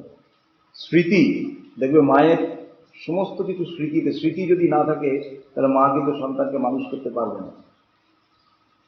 তার মানে সন্তানের সব কিছু তার মেমোরিতে থাকবে। সে কখন কি বিহেভ করে, কখন কি ভুল করেছিল, কখন কি ঠিক করেছিল, তার স্ট্রং পয়েন্ট কি, তার উইক পয়েন্ট কি, তবেই কিন্তু মা তাকে গাইড করতে পারে। স্মৃতি আর কি, মেধা। ইন্টেলেকচুয়ালি না থাকলে, বোকা হলে সে কিন্তু ভালো মা হতে পারে না। মা কিন্তু, আমি ব্রডার সেন্সে বলছি, তুমি তাকে লালন করতে পারবে না একটা নতুন জিনিসকে, বা সৃষ্টিও করতে পারবে না যদি তুমি বোকা হও। তার মানে তার মেধা থাকতে হবে। আর হচ্ছে ক্ষমা। সন্তান অনেক অপরাধ করে, প্রত্যেকটাকে যদি তুমি চুলচেরা বিচার করতে যাও যে যা অপরাধ করছে তাই শাস্তি হবে, এটা এরকম হয় না, তাহলে সে কিন্তু মা হলো না, বিচারক হয়ে যাবে। মা কিন্তু সহস্র অপরাধ ক্ষমা করে, সহস্র অপরাধ। এমন শ্রী মাকে দেখো, কত অপরাধ, কত মানুষের কত অপরাধ, কত দোষ ক্ষমা করে তাকে দিতে তুলে নিচ্ছে। তাহলে এই ক্ষমা হচ্ছে মাতৃত্বের একটা উদাহরণ। এইবার এটা কিন্তু পুরুষ আর নারীর কথা নয়। যখনই তুমি কিছু কাজ করছো, যখনই তুমি কিছু সৃষ্টি করছো, যখনই কিছুকে তুমি ধরে রাখার চেষ্টা করছো, যখনই তোমার মধ্যে এই গুণগুলোর প্রকাশ ঘটছে, তখনই কিন্তু তুমি একজন মা, তোমার মধ্যে মাতৃভাব কাজ করছে, তুমি একজন নারী। ওই জন্যই কিন্তু মীরাবাই বলেছিল, মীরাবাইকে সেই একটা মন্দিরে আটকে দেওয়া হয়েছিল না, বলেছিল যে এখানে মেয়েদের প্রবেশ নিষেধ, নারীদের প্রবেশ নিষেধ। তখন মীরাবাই বলেছিলেন যে এখানে পুরুষকে, আমি তো জানি কৃষ্ণই একমাত্র পুরুষ, আর তো সবাই নারী। এই কথাটার মানে কি? মানে ইনফাইনাইট পোটেনশিয়াল, ওই যে ব্রহ্ম যিনি নির্গুণ অবস্থায় অবস্থান করছেন, তিনি একমাত্র পুরুষ, কৃষ্ণই একমাত্র পুরুষ। আর বাদ বাকি আমরা যারা এই পৃথিবীতে কাজ করছি, তার মানেই তারা শক্তির আশ্রয়ে কাজ করছে, অর্থাৎ আমাদের মধ্যে সেই মাতৃভাব কাজ করছে। এবার যার মাতৃভাব বেশি, সে কিন্তু ভালোভাবে নেতৃত্ব দিতে পারবে, ভালোভাবে অর্গানাইজেশন করতে পারবে, ভালোভাবে ক্লাসে পড়াতে পারবে, ভালোভাবে অফিস চালাতে পারবে, কারণ তার মাতৃভাব, আলটিমেটলি কিন্তু মাতৃভাবটাই সব। তোমার সাবঅর্ডিনেটরা তোমার কথা শোনে না, তার মানে তোমার মাতৃভাব নেই। তোমার ছাত্ররা তোমার কথা শোনে না, তার মানে তোমার মাতৃভাব নেই। তার মানে সবাই নারী। এই জন্য মীরাবাই বললেন যে একমাত্র কৃষ্ণই পুরুষ, আর সবাই নারী। তাহলে এখানে পুরুষ কে ঢুকবে তাহলে মন্দিরে? সেই জন্য এই শ্লোকে বলা হচ্ছে যে নারীদের এই যে গুণগুলো, অর্থাৎ নারী মানে শক্তির প্রকাশ যেখানে যেখানে হচ্ছে, সবার মধ্যে এই গুণগুলোর যে প্রকাশ, এটাই হচ্ছে ঈশ্বরের। 36 পদে দ্যুতং ছলয়তামস্মি তেজস্তেজস্বিনামহম জয়োস্মি ব্যবসায়োস্মি সত্ত্বং সত্ত্ববতামহম। তার মানে বলছে যে ছলাকলার মধ্যে আমি দ্রুতক্রীড়া, মানে বলছে যে ছল, মানে যে লোকটা ক্রাইম করছে, ওই যে ক্রিমিনাল ইন্টেলিজেন্স যেটা, সেটাও আমি। এটা তো শুনলে তো অবাক লাগছে, এ আবার কি? মানে একটা লোক চুরি করছে বা করাপশন করছে, দুর্নীতি, সেই দুর্নীতিটা যে বুদ্ধি দিয়ে করছে, করাপ্টেড মাইন্ড বা করাপশন এনার্জি, শক্তি, সেটাও আমি চেষ্টা করতে। আবার তারপরে কি বলছেন? আমি তেজস্বীদের তেজ, তেজস্বী ব্যক্তিদের আমি তেজ, বিজয়ীদের বিজয়। আমি যদুবংশীয়দের মধ্যে বাসুদেব, পাণ্ডবদের মধ্যে ধনঞ্জয়, মননশীল সর্বজ্ঞদের মধ্যে আমি ব্যাস। ধনঞ্জয় মানে কে? হ্যাঁ, অর্জুন। অর্জুনকেই বলছি, পাণ্ডবদের মধ্যে আমি ধনঞ্জয়, মানে তুমিও অ্যাকচুয়ালি আমারই প্রকাশ। পাণ্ডবদের মধ্যে আমি ধনঞ্জয়, আর বিজয়ীদের মধ্যে বিজয়, উদ্যোগীদের মধ্যে উদ্যম, মানে যার শক্তিতে সে উদ্যোগ নিচ্ছে আমি সেই, আর সাত্ত্বিকদের মধ্যে আমি সপ্তগুণ। এগুলো সব বোঝা গেল, কিন্তু ক্রিমিনালের মধ্যে সেই যে ক্রাইম অ্যাটিটিউড, সেটাও আমি, এটা ঠিক বোঝা গেল না, তাই তো? অ্যাকচুয়ালি আমরা আমাদের পার্সপেক্টিভ থেকে তো বিচার করি যে এটা খারাপ কাজ, এটা ভালো কাজ, এটা বলি। তাহলে আমি কি করে এটা বলতে পারি যে মানে খারাপ কাজটাও, খারাপ বুদ্ধিটাও ভগবানই দিচ্ছেন?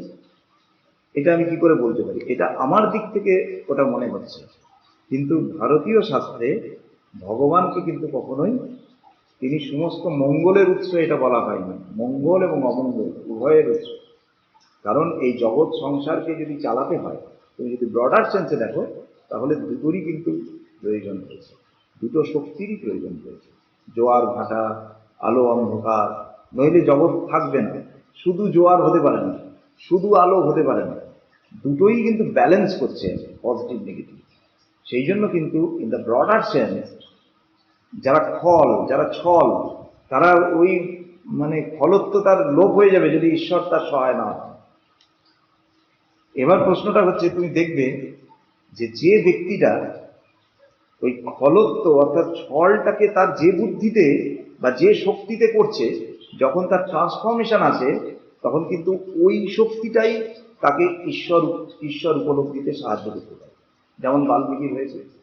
বাল্মীকির মধ্যে একটা ডাকাবুকো মেজাজ ছিল, একটা দস্যু প্রবৃত্তি বা একটা ডেসপারেটনেস ছিল, যেটা সে ভাববে যে ডেসপারেট, মানে অন্যের সম্পত্তি আমাকে কেড়ে খেতে। এই যে ডেসপারেটনেস, ওই ডেসপারেটনেসটাই যখন তার ট্রান্সফরমেশন হলো, তখন কিন্তু তাকে ঋষিতে পরিণত করল। ওই সাধারণ নিরীহ মানুষ কিন্তু বাল্মীকি হতে পারত না। তার ওই দস্যু প্রবৃত্তিকে যে শক্তি সাহায্য করছিল, সেই শক্তি ট্রান্সফরমেশনের পরে কিন্তু তাকে ঋষি হতে সাহায্য করল, ওই ডেসপারেটনেসটা। যে ও তাই, ভগবান আছে, তাহলে তাকে দেখতেই হবে। স্বামীজির ক্ষেত্রেও তাই। নরেন বলছে না যে আমি সিমলে পাড়ার ক্যাপ্টেন, কাপ্তান। তার মানে পাড়ার লোকেরা তো তাকে বলতো ডেপো ছিল। তবলায় চাঁটি মেরে গান ধরে, তখন এগুলো বড়দের সঙ্গে কেউ করতে নয়। তবলায় চাঁটি মেরে গান ধরে, তারপরে কারুর কথা শোনে না। মানে স্বামীজি তো একটা একগুঁয়ে টাইপের ছিলেন, নিজে যেটা ভালো বুঝতেন তাই করতেন। অ্যাপারেন্টলি তখনকার ছেলেরা ওরকম ছিল না, অত স্বাধীন চেতা ছিল না। তারা সবসময় বাবা যেটা বলবে, বাবা যদি অন্যায়ও বলে, হ্যাঁ আপনি যা বলেছেন তাই করবো, মা যেটা বলবে সেটাই করবো, এরকম ছিল। তো তো সেখানে স্বামীজি একটা প্রবল ব্যতিক্রম, এবং তার ওই যে ডাকাবুকো মেজাজ, ওইটাই অ্যাকচুয়ালি লোকে সমালোচনা করতো, মানে ওইটাই তখন তার মানে খারাপত্বের কারণ ছিল, যদি তুমি সেটাকে তথাকথিত খারাপ বলো। আবার ওই শক্তিটাই কিন্তু যখন সে বুঝলো যে শ্রীরামকৃষ্ণ ভগবান, তখন কিন্তু সেই ডেসপারেটনেসটাই তাকে সাহায্য করেছে সাধন মার্গে, এবং সেই ডেসপারেটনেসটাই তাকে চিকাগোতে যেতে সাহায্য করেছে। কোনো কিছু না ভেবে কপোদ্দক শূন্য অবস্থায় চলে যাচ্ছে, কতটা ডেসপারেট হলে তবে মানুষ এটা পারে। তার মানে যে শক্তিটাকে আজকে তুমি খারাপ বলছো, তুমি যদি ওই ব্যক্তিটাকে ট্রান্সফর্ম করতে পারো, ওই শক্তিটাই মঙ্গলের জন্য কাজ করবে। ওই শক্তিটাই, যে শক্তিটা তাকে খারাপ করছে। ঠিক আছে, আমরাও আমাদের পাঠচক্রে এরকম উদাহরণ দেখেছি যে যে শক্তির জন্য একসময় সে স্কুলে ডন ছিল, সেই শক্তি আজকে তাকে ভক্ততে পরিণত করেছে। শক্তিটা একই, তখন তার প্রয়োগটা আলাদা ছিল, এখন প্রয়োগটা আলাদা হয়েছে। ওই জন্যই অর্জুন বলছেন, এই শ্রীকৃষ্ণ বলছেন যে যারা ছল করছে, যারা ফল, তাদেরও কিন্তু ওই বুদ্ধি আমি, কারণ যে কোনো মুহূর্তে ট্রান্সফর্ম হবে, তখন ওইটা তাকে ঈশ্বরের দিকে নিয়ে যাবে। লাস্ট দুটো শ্লোক পড়বো, 41 আর 42। 41 করো। यद्यद् विभूतिमत् सत्त्वं श्रीमतूर्जितमेव वा तत्तद्देवावगच्छत्वं मम तेजंस সম্ভবঃ।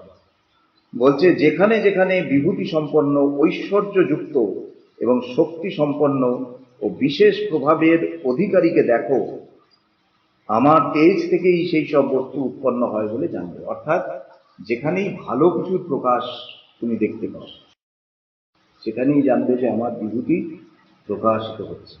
দেখছো কেউ খুব ভালো গান করছে এবং তার গান শুনলে মানুষের ভাব এসে যাচ্ছে, তাই জানবে যে ওর মধ্যে কিন্তু ঈশ্বরের প্রকাশ। এটা ঠাকুরও বলতেন যে ভালো কিছুর প্রকাশ যদি কারোর মধ্যে দেখো, তাহলে জানবে তার মধ্যে কিন্তু যেটা ঈশ্বরত্বেরই প্রকাশ, ঈশ্বরের অস্তিত্ব, ঈশ্বরের বিভূতি সেখানে কিন্তু বেশি। যে কোনো খুব ভালো কেউ খেলছে, এই যে সচিন তেন্ডুলকারকে বলা হতো যে গড অফ ক্রিকেট, এটা কিন্তু কথার কথা নয়।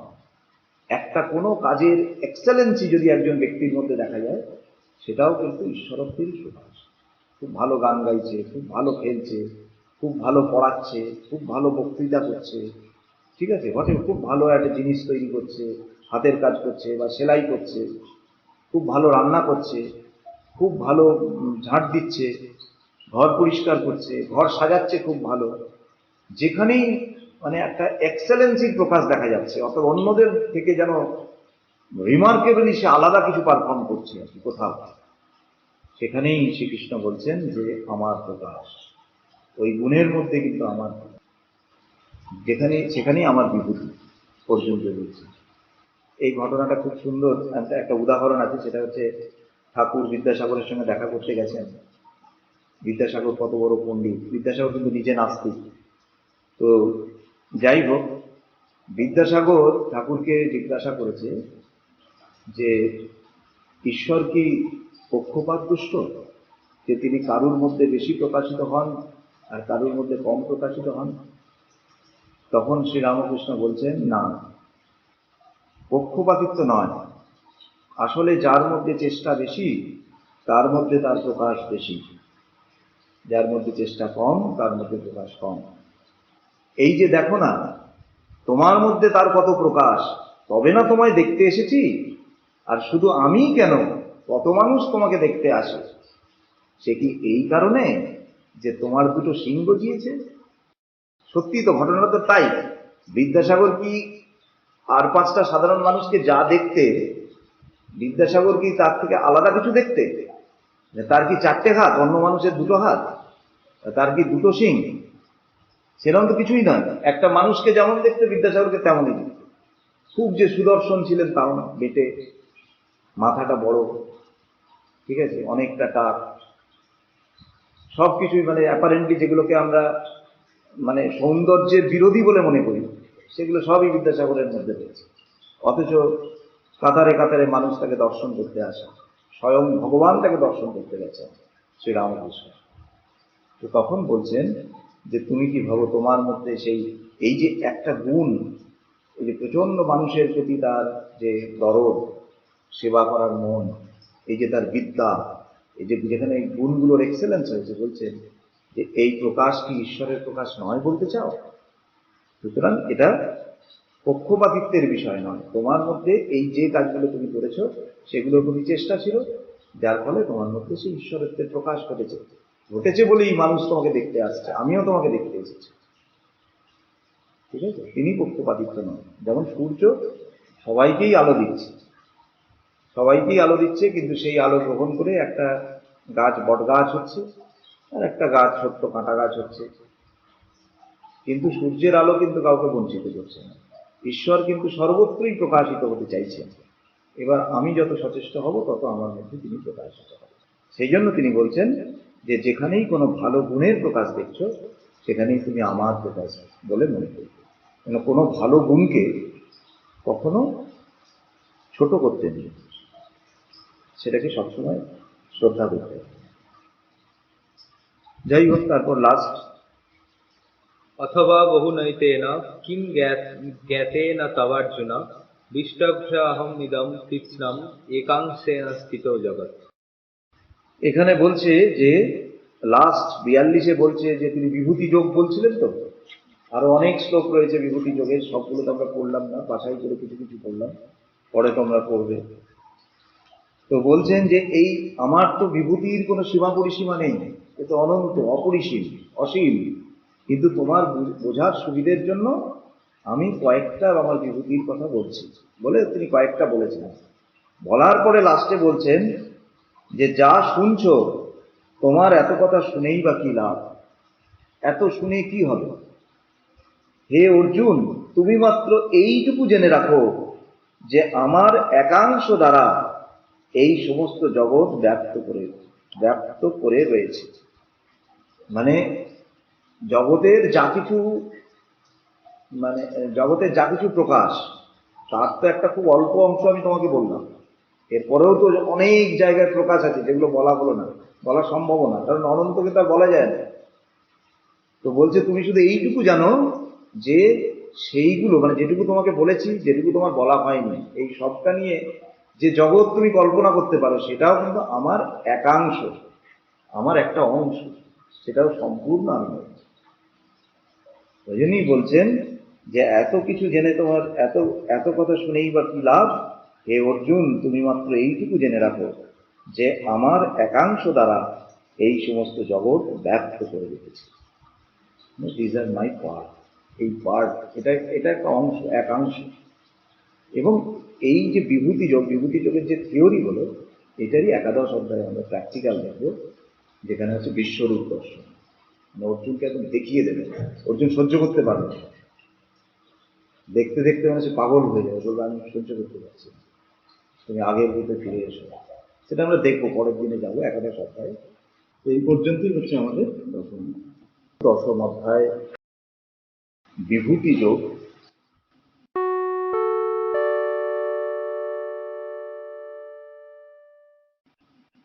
আমরা সমিধে অঙ্কুর, আমরা সমিধে অঙ্কুর, আমরা হাসবো খেলবো, আকাশে শাখা মেলবো, আনন্দে ভরপুর, আমরা সমিধে অঙ্কুর।